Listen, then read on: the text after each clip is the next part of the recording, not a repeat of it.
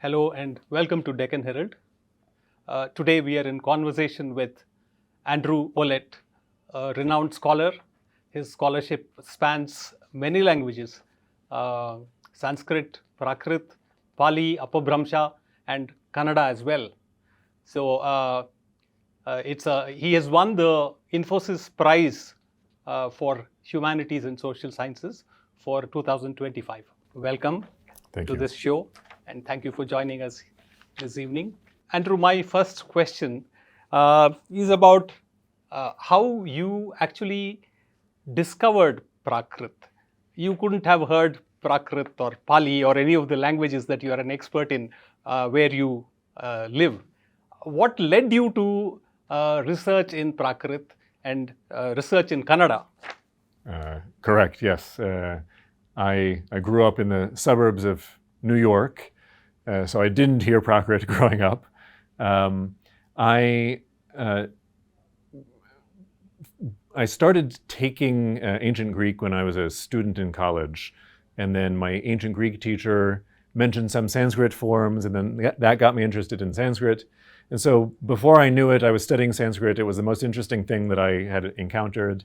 And at one point, my Sanskrit teacher at the time, who ended up becoming my dissertation advisor ultimately, Sheldon Pollock, he said, well, you're interested in literary dialects of Greek. You have Ionic Greek and Doric Greek and Attic Greek, and maybe the ways that they're used in different literary genres. Why don't you try thinking about that question in India?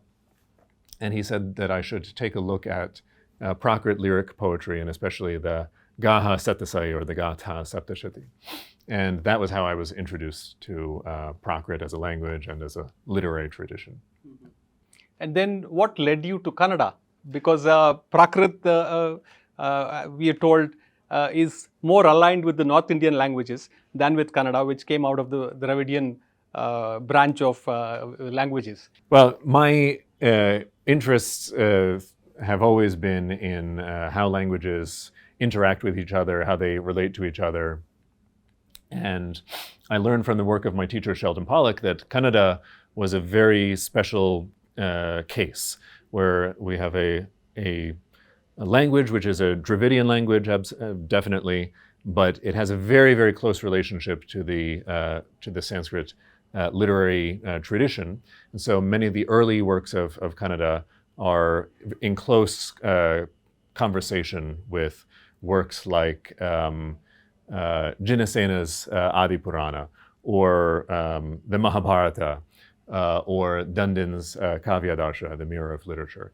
And so in order to understand how these relationships were being worked out and how the negotiation between the regional language and the kind of trans-regional languages was being made, I decided, after I got my PhD, to start studying Kannada so that I could read some of the earlier texts of that tradition. Right. So how did you pick up Kannada? Did you go to a teacher who taught you Kannada, or I think your university has a tradition, right, of Kannada studies and South Asian studies. How did you pick up the language? I wish that I could have taken Kannada as a subject in university. But at the time that I was a student, it was not an option at the university where I was studying. It might have been possible to come here and study for a period of time, which a lot of people have done. What I ended up doing instead was I had a fellowship at Harvard. I had a fair amount of free time. So I used some of that free time to teach myself as much of the language as possible, and also to join some reading groups that friends and colleagues were organizing. So somebody was reading through the Pampaparata, and they said, do you want to join us and read this? Or somebody was reading the Karnataka Panchatantra. And so I joined that reading group. And by reading these texts with other people and other people saying, well, that doesn't sound right, maybe it should be this, maybe this is a one verb form rather than another form, I kind of slowly pieced it together, but I never really had any formal training, which I regret. But you mentioned my university where I work, the University of Chicago. We, at one point, were the University of A.K. Ramanujan, Yes. and this is a point of pride for us. And I think Kannada has been taught at the university in the past, but not in recent history. Right. You're taking Ramanujan's legacy forward, and many say that you're a worthy successor to Ramanujan. I am an unworthy successor, but I am honored to be mentioned in the same sentence as him. And many congratulations on this honor, the Infosys Prize. Thank you very much. And that brings you to Bangalore. What are your impressions of Bangalore? You've been here once earlier. I like Bangalore a lot. In fact, when I have come to India in the past to look at manuscripts or to talk to Sanskrit or Kannada scholars, I've generally gone to Mysore, which has involved a trip to Bangalore. So I haven't spent a huge amount of time in this city, but I find it very charming. And the last time that I was here, I was especially grateful to be here because I had just come from Delhi in December. So it was a very nice change. Yeah.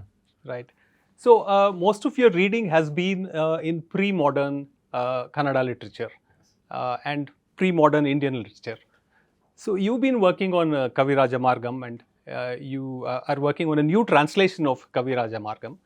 And then you also worked on this Jaina text, again a text on a treatise on poetics and figures of speech, Alankaradappana. Yes.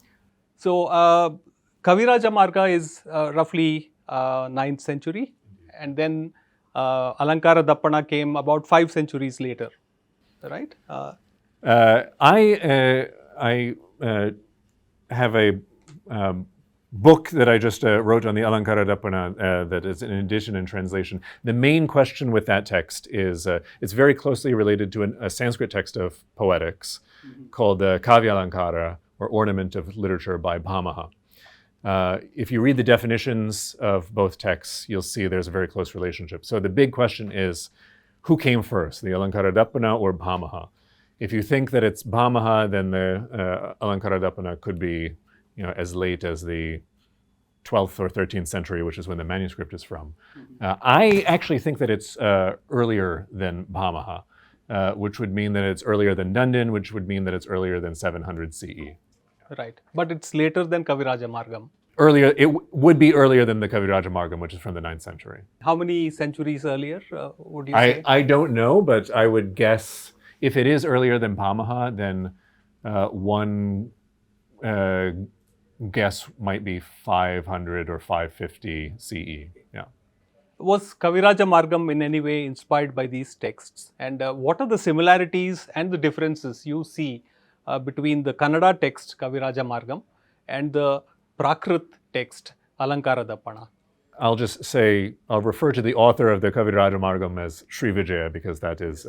it's also attributed to Amogha but yes. For today's purposes, I'll refer to him as Srivijaya. We know that he read Dundan's Kavyadasha very closely, and we know that he also read Bhamaha's Kavyalankara very closely. As for the other texts that he was reading, we don't know. It doesn't seem like he read the Alankaradappana. I may be wrong about that, but he certainly doesn't mention it, and I haven't found any kind of clear evidence. But we can see this pattern where Srivijaya will take a topic that either Dundan or Bhamaha had discussed in Sanskrit, and then does something very interesting with it. It looks like he's copying it, but in fact he's changing it very radically and announcing that he's doing that. One of the examples of this is in Dundan's Kavyadasha.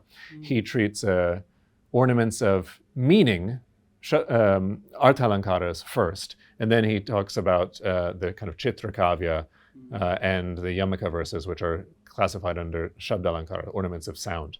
At the beginning of the second chapter of the Kavirajamargam, Srivijaya says, I'm going to reverse it.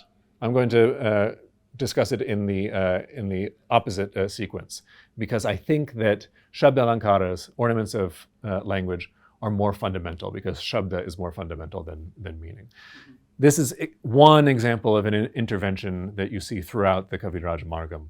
He'll say, this is, for instance, there are certain faults or doshas in Sanskrit that Bhamaha talks about, Dandin talks about. One of them is if you don't stop the verse in the right place. And Srivijaya says, if you don't stop the verse in the right place, it's a fault in Sanskrit. But it's a guna, it's a virtue in Kannada if you do that. So the same thing that can be a fault in Sanskrit can be a virtue in Kannada.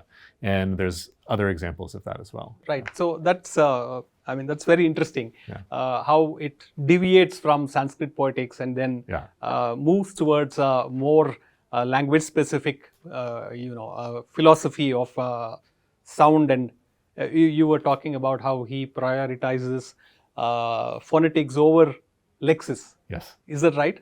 Yeah. Shabda is more fundamental than artha for him. Language is the basis for meaning. Shabda is here a reference to language and not to sound. Kind of both, because it refers to those. So Shabda Alankaras are those features of language that depend on the sound of the language. Right. So these would include things like, for Srivijaya, they include things like prasa. Another very important feature of Kannada poetry that is not there in Sanskrit poetics. You always have to have the same consonant in the second syllable of every line of the poem. So, Right. So various kinds of prasa. Various kinds, exactly. Yes. Yes. We have heard that the Tripadi form, that is the 3-line poetic form in Kannada, is perhaps the oldest, one of the oldest, or is it the oldest? It's a very interesting question, because it occurs in inscriptions, but it doesn't occur in the Kavirajamargam. The Kavirajamargam, Srivijaya refers to the Tripadi, but he doesn't use it. So I think that our earliest Tripadis might be in the works of Pampa, which are in the following century. At some point, Kannada was talking to Sanskrit, was in conversation with Sanskrit and Prakrit. And at the same time, it was evolving its own poetics. Indeed. How do you look at this journey over the centuries? Because today, I think, this conversation continues, because if you look at contemporary Kannada, our broadsheet newspapers tend to be Sanskritic, tend to use more formal language, and that's closer to Sanskrit than to spoken Kannada. Whereas the tabloids tend to lean towards spoken Kannada, right? So this process continues to this day. And what have you seen in contemporary Kannada, in the language that is spoken today, that sort of echoes these debates from the past? I can't speak authoritatively or even knowledgeably about debates that are happening within the contemporary Kannada world. I'll just note that in the Kavirajamargam already, there's a question of what my collaborator Sarah Pierce-Taylor and myself have referred to as a calibration.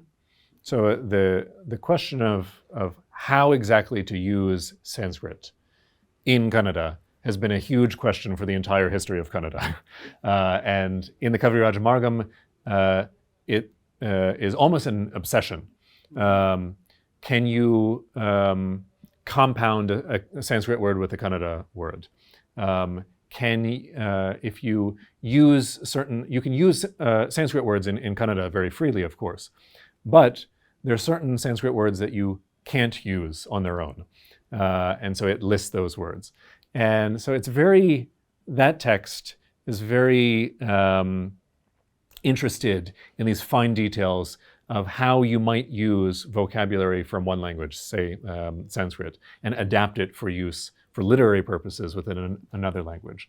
And then that question is, so we have in the Kavirajamarga already in the 9th century, this technical term, samasamskritam, which is used for words that are identical to Sanskrit. And then that is carried forward in later grammars of Kannada, such as the Shabdamanidharpana, where we have a distinction between tatsama, tadbhava words, and then apabrashta or apabramsha words being a kind of transformation of Sanskrit that can be used with Kannada words. Yeah. Right. So there has been a history of Prakrit influencing Kannada. So Prakrit again is something that you call the language of snakes, Sarpa Bhasha. It would be interesting to know why it's called Sarpa Bhasha. And also, if Prakrit was influencing Kannada literature, was Kannada also influencing Prakrit and the languages that evolved in the north? Was there a time in history when that happened? I'll answer the question about the title of the language and of my book. That comes directly out of a 17th century grammar of Braj Bhasha by Mirza Khan, the Tofat al-Hind, where he says that Sanskrit is what people call Devavani, and Bhasha is what people call Naravani, the language of human beings. Prakrit, and this is something that was very surprising to me. He says that is something called, it's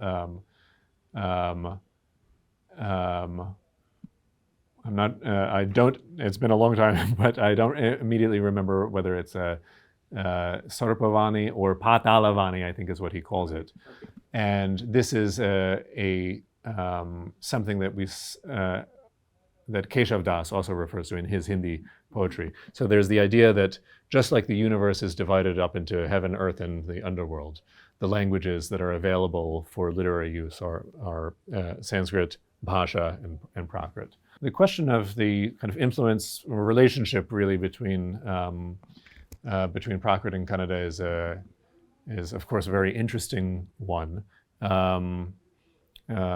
Vanamala Vishwanatha has just translated the Vadaradhane, which is another one of the early classical works of Kannada.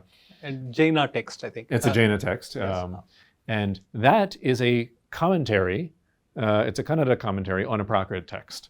And in fact, the Prakrit verses are cited and explained in that text.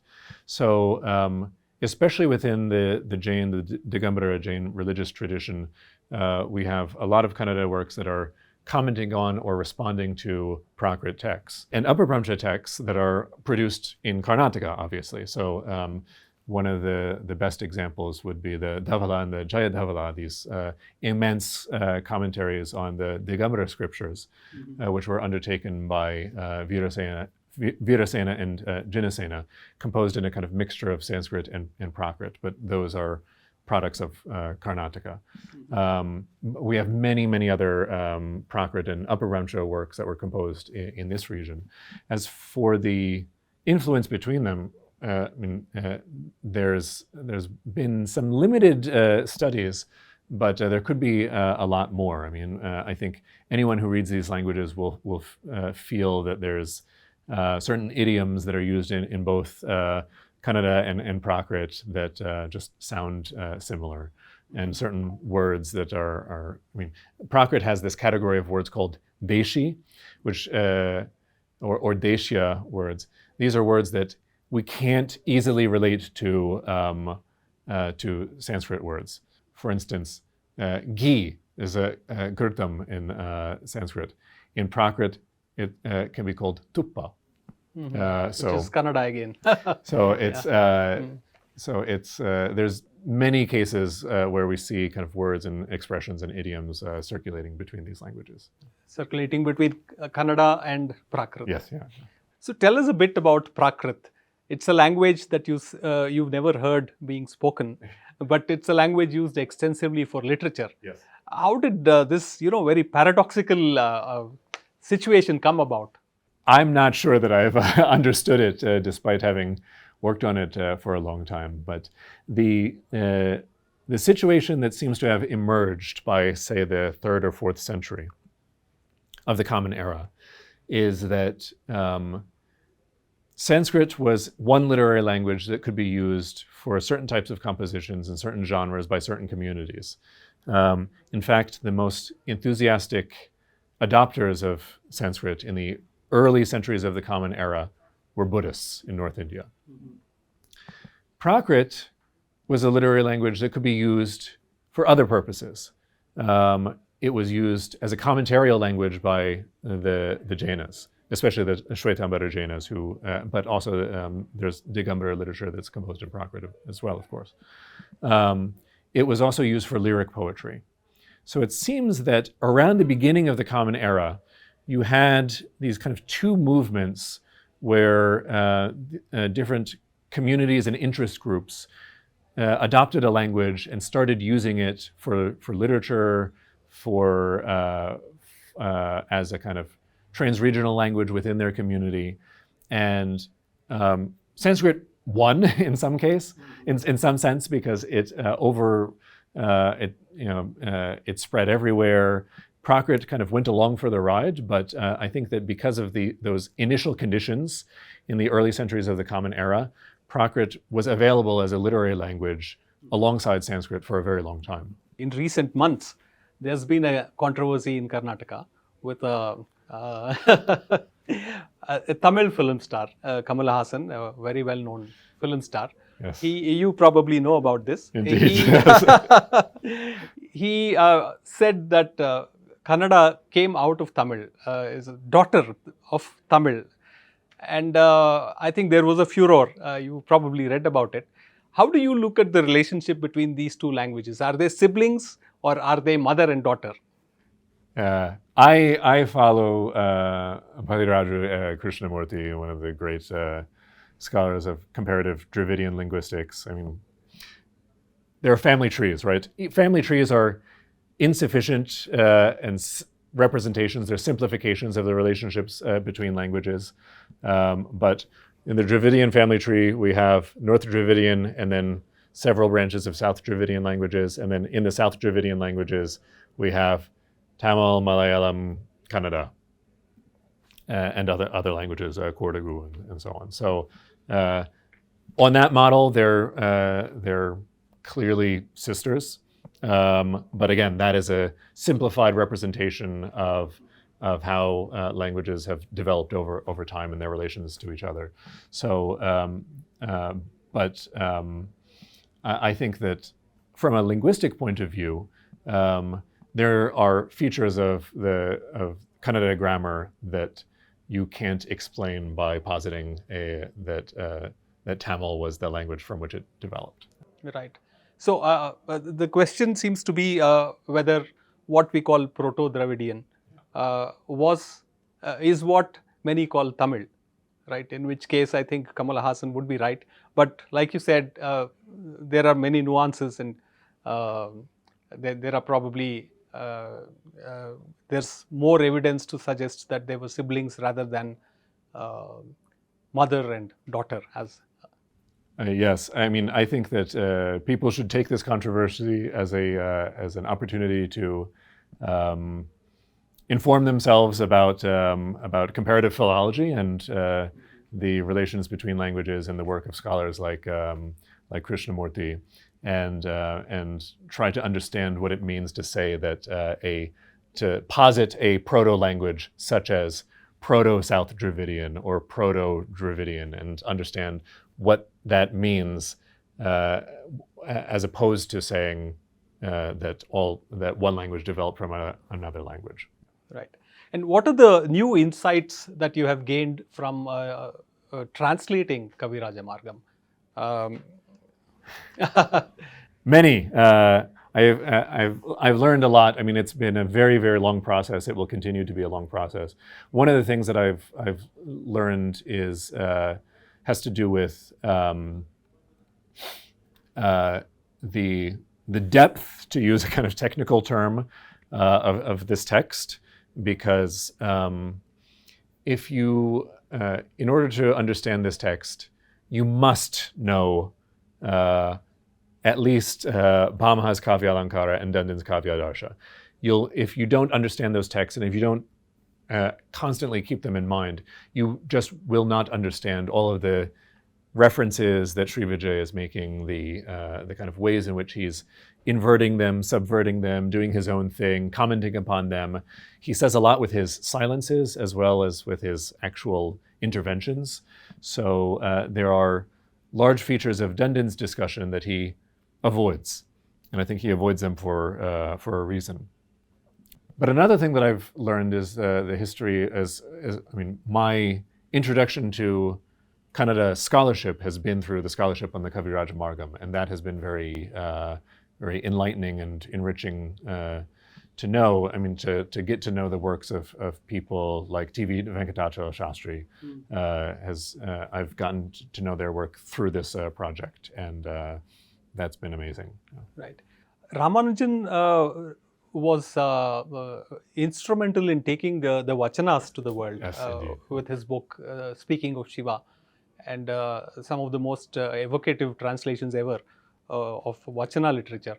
Are you looking at other kinds of texts? Are you looking at the Vachanas? Are you looking at, say, more recent Kannada poetry going forward?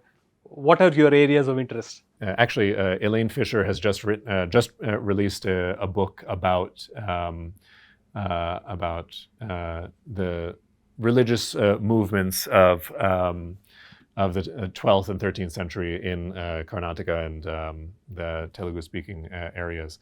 So I'm glad that other people are devoting effort and attention to those areas. I think it's something that's still a little bit out of my area of expertise, but I've tried to read more, and but that so far has only taken me to the 11th century. Mm-hmm. So. What's your university doing in, say, the Kannada space?